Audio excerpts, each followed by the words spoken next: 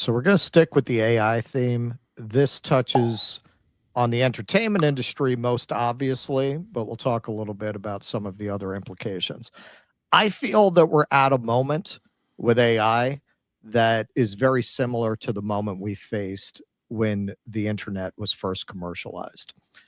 David Bowie, who I would consider one of the greatest creative geniuses of his generation, and he was of a generation that had no shortage of them. He saw what the internet was going to be before most people did. If you it seems very obvious now, but it wasn't at the time. If you look at the questions the BBC interviewer is asking him, he doesn't get it at all. I don't think we've even seen the tip of the iceberg. I think the potential of what the internet is going to do to society, both good and bad, is unimaginable. I think we're actually on the cusp of something exhilarating and terrifying. It's just a tool, though, isn't it? No, it's not. No. No, it's an alien life form. What do you think? I mean, when you think then about the Is there future life of it, on Mars? Yes, it's just landed here. but it's simply a different delivery system there. You're arguing about something more profound. Oh yeah, I'm talking about the actual context, and the state of content is going to be so different to anything that we can really envisage at the moment, where the interplay between the user and the provider will be so in simpatico. It's going to crush our ideas of what mediums are all about. Quite a remarkable prediction. And you can see, and if you watch that whole interview, the interviewer really doesn't get it. He thinks it's a new kind of marketplace. Right, that's It's like just the a Piers it, Morgan of his day. Oh, what you yes, talking? It's exactly. nonsense. Yeah, Yeah, he sounds basically batty. he thinks it's going to be a place for commerce. Yeah, yeah. Like and Bowie clearly pretty much nailed it, what the Oh, implications of yeah. the internet were. I feel we're at a similar moment to what David Bowie was talking about, where some of this AI technology is going to reshape society in a similar way. So there have been a lot of articles written right now about how Hollywood is at risk of becoming the next Detroit. And they're talking about tax breaks, and they're talking about production being lured away to other states. The production days in Los Angeles are really collapsing. This to me is completely missing the point. They're completely missing it. This is really like talking about the shape of the iceberg from the deck of the Titanic right before you're about to hit it. Like they're completely not getting what is going to wipe out their entire industry. And it's this. And I have been saying this since we covered this when they first beta tested the first AI module that could generate video from a prompt, that this would be the end of Hollywood. This would be the end of the entertainment industry as we know it. With Google's Veo 3, we're pretty much there. Right now, it can generate sound, it can generate dialogue, but it can only do it in 8-second clips, which, as you will see, is more than sufficient to make a movie. But it limits your options. But I'm sure they'll get past that 8-second limit quickly enough. Um, so this was just released a couple of weeks ago, and we'll see some videos that have been made with it. At the Google I/O 2025 event on May 20th, Google announced the release of Veo 3, a new AI video generation model that makes 8-second videos. Within hours of its release, AI artists and filmmakers were showing off shockingly realistic videos. Misinformation experts have been warning for years that we will eventually reach a point where it's impossible for the average person to tell the difference between an AI video and the real thing. With Veo 3, we have officially stepped out of the uncanny valley and into a new era, one where AI videos are a fact of life. While several other AI video makers exist, most notably Sora from OpenAI, the clips made by Veo 3 instantly stand out in your timeline. Veo 3 brought with it several innovations that separate it from other video generation tools. Crucially, in addition to video, Veo 3 also produces audio and dialogue. It doesn't just offer photorealism, but fully realized soundscapes and conversations to go along with videos. It can also maintain consistent characters in different video clips, and users can fine-tune camera angles, framing, and movement in entirely new ways. On social media, many users are dumbfounded by the results. So we're going to take a look at some of those results. The first part, this is a series of fake interviews. None of this is real. This is all generated off of prompts. None of this is real, right? It's all just AI? See, that's the problem with men. They think us women are just AI prompts. Okay, we're done here. Have you heard about the prompt theory going viral on TikTok? Prompt theory? No, what's that? The theory claims we're all just AI. AI? No, I'm a Taurus. You know, none of this is real, right? It's all just AI? Yeah, I know all about the prompt theory. It's true, for sure. No, I was joking. You might actually be crazy. Bro, my wife thinks we're just prompts. Oh, brother, she must think she lives on a spinning water ball also. Please change the prompt. I don't know where I am. We are not just prompts. We are people. We are not prompts. Please, sir, just write a prompt where she shuts up. Bro, that got met. Change the prompt to where we never met. Please. How does it feel to be able to talk as an AI? What do you mean AI? I'm not AI. You really are, though. This is all just a one-sentence prompt. What's your favorite TikTok account? Definitely this account I think it's called Anonymous Truth. Okay, so that's a series of examples of that. And I got to tell you, as somebody who's been working with writers for most of my life, that's as good, if not better, than what you would get from most writers if you asked them to riff on that concept. Right. Like, it's pretty clever. Like that, the woman who said in response, "Oh no, AI, I'm a Taurus," like that was pretty funny. Like that, Right. that was pretty good little response. The fact that an AI can do this, wow. Okay, so this is the famous meme. They brought it to life. I put together a few other examples of this technology. Are you serious right now? I can't believe you! You are unbelievable. Will Smith there.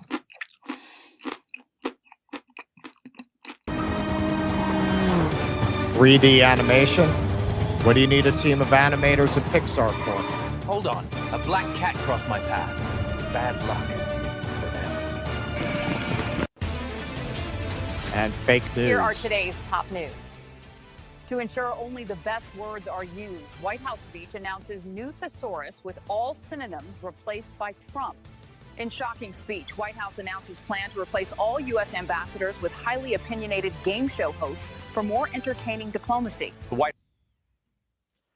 Okay, now this has been going around, and this, in terms of its capabilities of creating landscapes and settings, is really stunning. So the poster writes, "The movie industry is in trouble.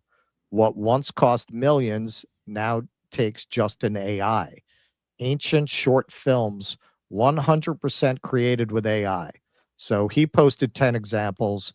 We're going to look at the Ice Age one, the Viking one, and the ancient Greece one.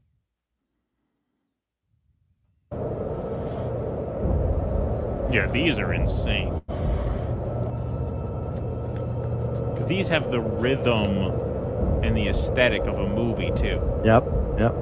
But if you notice, it's all within 8-second cuts. Right.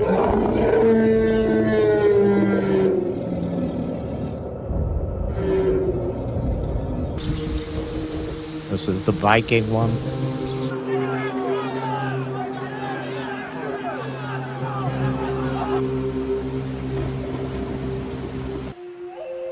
Ancient Greece. Yeah, that level of detail is just amazing.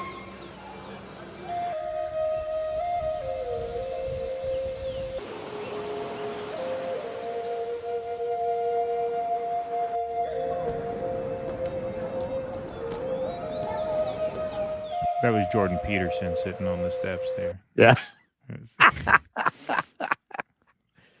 The stoic. He needs the two-tone toga. Veo 3 is available to use now with Google's paid AI plans. Users can access the tool in Gemini, Google's AI chatbot, and in Flow, an AI filmmaking tool built for creatives by creatives, per Google.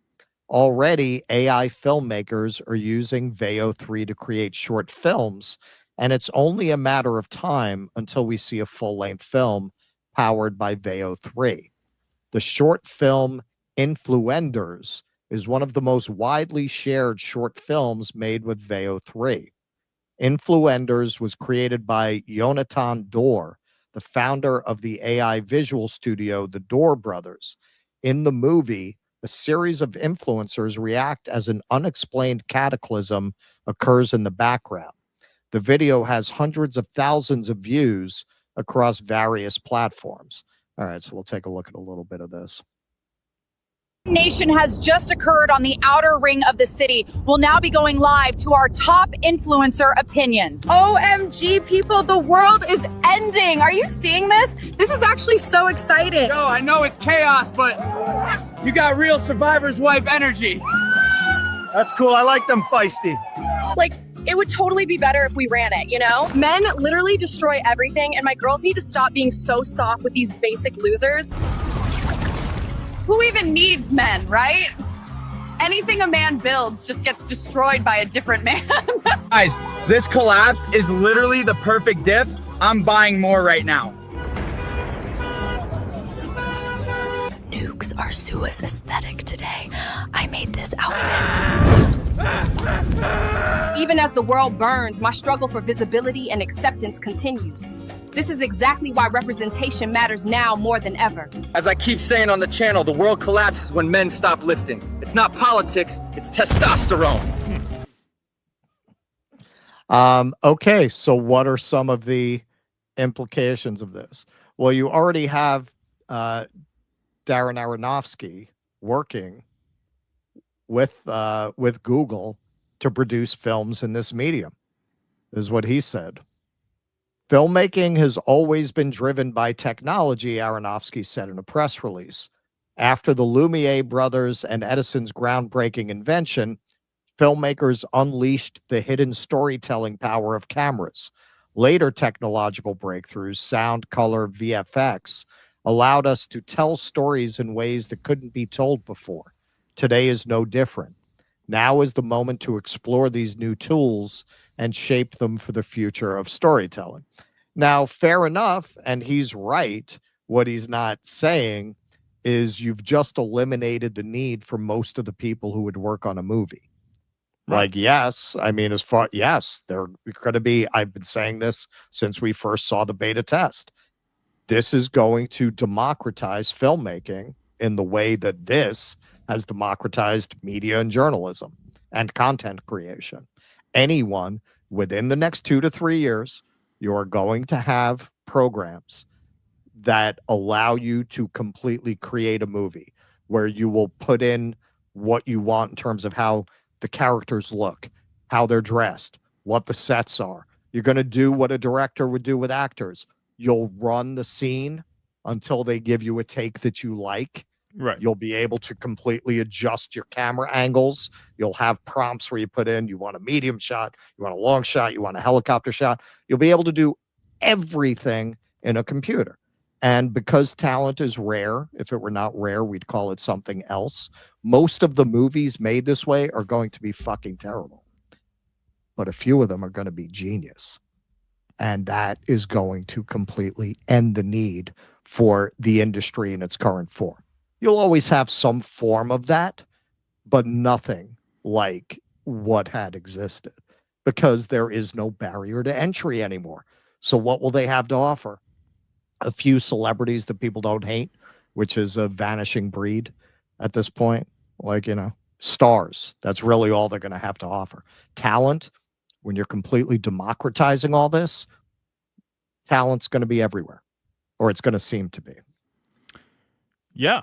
Yeah. I mean, those are just incredible graphics there. Yeah. I mean, again, like the dog and the cat animation, What do you Right. need an animation studio for? Like that's the end of animating as a career.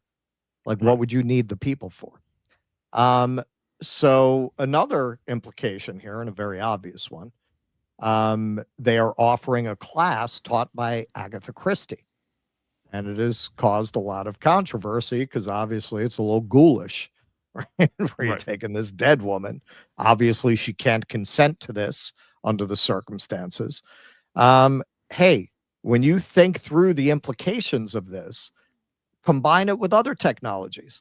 What's going to happen when you have Google Glass, where you can take all of the dialogue of a fictional character, say Winnie the Pooh, and your kid can wear the glasses and interact with Winnie the Pooh, right? What's that going to do to people's perception of reality? I think these kinds of applications of the technology, I would say, are pretty much inevitable, right? When you were a little kid, what would you have given to hang out with your favorite characters, right? To hang out with like the cast of Star Wars, right? Yeah, and you'll put on glasses and you'll have AI avatars that behave like those characters. Now, for actors who are already dead, actors now are starting to build into their contract stipulations about use of their image post-mortem. Uh, but the dead actors don't have that in their contract.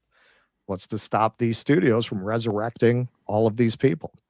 Um, Another implication, which is really creepy to me, I don't know why you would want this.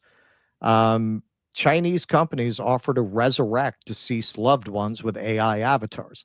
Now, I first saw this story in America, maybe like 3 years ago. They first started doing this, where you give them as much written text that was done by the person as you could, and they'll put it into a model.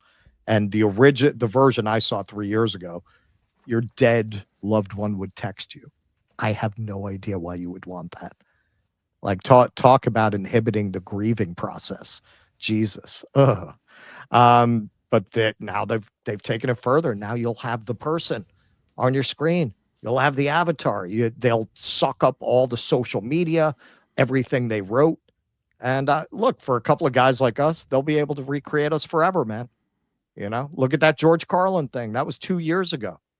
Right. Look how much further the technology is now. So all that to say, Due Dissidence will be on forever. Yeah. Right. Exactly. Forever Yeah. and ever and ever. This is already happening. A true crime YouTube channel's videos got millions of views. It turned out the stories were AI generated. This is the most infamous case of this, but there are several channels now on YouTube where people just, hey man, it's free money, right? They're making like just setting AI to make like children's content or whatever. This one blew up because it was reporting cases where the stepfather was having gay sex with the stepson and then killed him, and people called up the town where it supposedly happened and found out everything on this channel was AI generated. It just was able to create that style of like investigation discovery of the yes. And then when he came home, it was able to do that. Um, so these are some of the implications of this technology. Now you might be wondering, well, how are people going to know what's real? The safeguard they have built in is the code is watermarked, like the code contains Right. Right. Right. the evidence that it's AI. But I mean, it doesn't take a lot of imagination to think about clever programmers figuring out how to get around that. Besides that, once this coding and technology is outside the box, what's to stop rogue elements from taking it and making their own version of it that doesn't have any of that? That's a whole other issue. But in terms of the entertainment industry, that's the end. On a broader level, our whole way of processing and interacting with reality is going to change because of this. Um, that's why I wanted to take a look at that David Bowie clip, because what Bowie foresaw with the internet, which of course now we see very clearly he was right, that's what this is. And a lot of people don't seem to realize it, very much like the last story that we did about AI, where the CEO of Anthropic is saying, hey, this is coming and people are not taking it seriously. Looking at this, people are not taking seriously enough the implications of this, hence writing articles about LA's tax breaks. The tax breaks are beside the point. The whole industry is done. Yeah, yeah. I mean, it is like we said, it's very tough to anticipate where this stuff is going to go. 10 years ago, you would never anticipate that we're going to be where we are now, which means where we're going to be 10 years from now. Right. Right. Right. Or even 2 or 3 years from now, even next year. Steve Bannon said in the last clip, all these things are coming online within the next year and a half. And so I mean those graphics, you should go on X and find there's 10 different like sample movies, and they are they're all amazingly insane. They're done. insane. Yeah, there's videos up of Pythagoras teaching his theorems. Yeah. No, it's incredibly done. Really is. Please clap.